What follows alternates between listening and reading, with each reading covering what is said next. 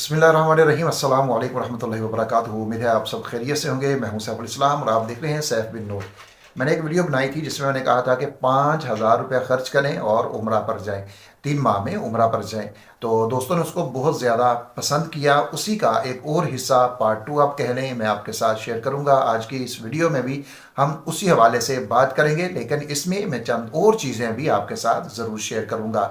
तो उम्मीद है आपको ये वीडियो पसंद आएगी। आपने लाइक और शेयर इस वीडियो को ज़रूर कर देना है और चैनल को सब्सक्राइब तो बिल्कुल करना बनता भी है। 5,000 खर्च करें और उम्रा करें, वो कैसे करें? सबसे पहले तो ये जान लें, जिन्होंने वो वीडियो नहीं देखी चले उनको पता चल जाएगा। वो इस तरह से कि सबसे पहले मैंने कहा था कि जब तक हम असबाब को अख्तियार नहीं करते, हमारी होती है एक नीयत। नीयत ये है कि मैंने उम्रा करना है, नीयत ये है मैंने हज करना है, ये हमारी एक नीयत है। लेकिन उस नीयत के बारे में हम अमल कितना करते हैं, आगे कदम उठाते हैं उस नीयत के बाद या नहीं उठाते, ये असल में चीज़ है। एक है नीयत करना और एक है उस नीयत के ऊपर अमल करने के लिए कमर बस्ता हो जाना कि मैंने इस काम की नीयत की है, अब मैंने ये काम करना है। मिसाल के तौर के ऊपर हमने जब खाना खाना है तो खाना खाने के लिए हमें इरादा होता है हमारा कि चलें जी अब हम खाना खा लेते हैं।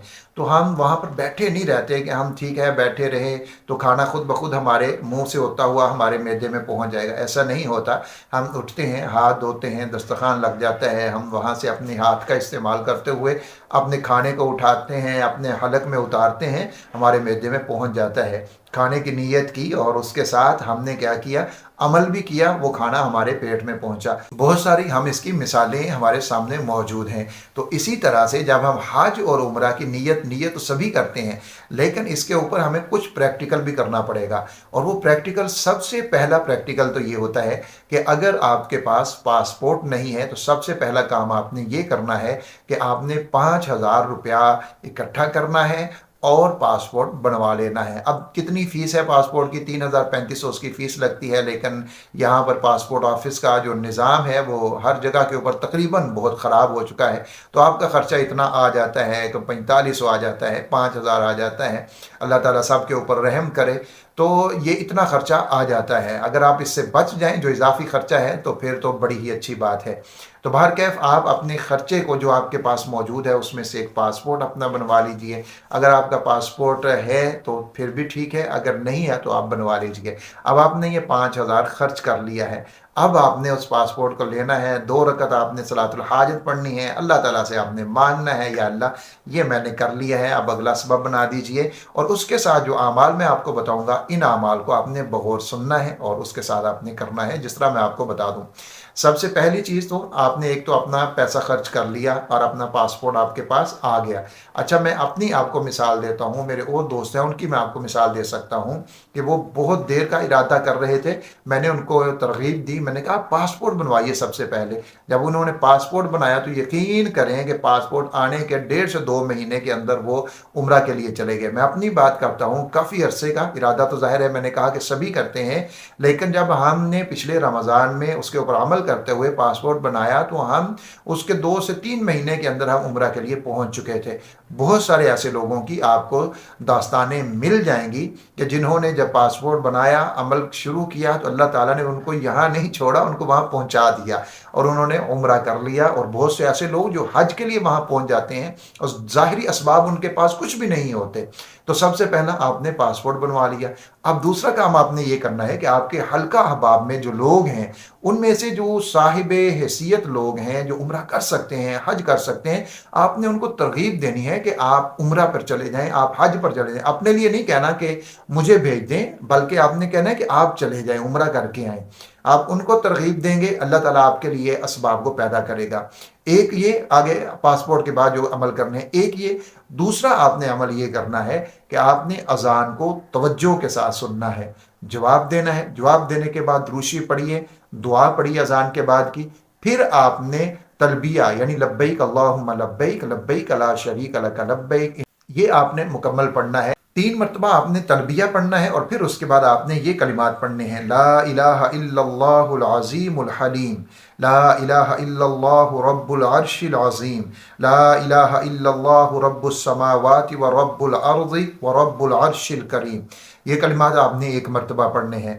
تیسرا کام اس میں آپ نے یہ کرنا ہے، جب آپ نماز پڑھتے ہیں آخری تشہد آخری رکعت میں آپ بیٹھتے ہیں، 2 رکعت یا 3 یا 4 والی نماز ہے، آخری رکعت میں جب آپ نے بیٹھنا ہے، دروشی پڑھنا ہے، دعا پڑھنی ہے، اس کے بعد آپ نے سورۃ البقرہ کی آیت کا یہ حصہ وَأَرِنَا مَنَاسِكَنَا وَتُبْ عَلَيْنَا إِنَّكَ أَنْتَ التَّوَّابُ الرَّحِيمُ یہ پڑھنا ہے، اور سورۃ التوبہ میں سے یہ وَقَالُوا حَسْبُنَا اللَّهُ سَيُؤْتِينَا اللَّهُ مِنْ فَضْلِهِ وَرَسُولُهُ إِنَّا إِلَى اللَّهِ رَاغِبُونَ یہ آپ نے پڑھنا ہے۔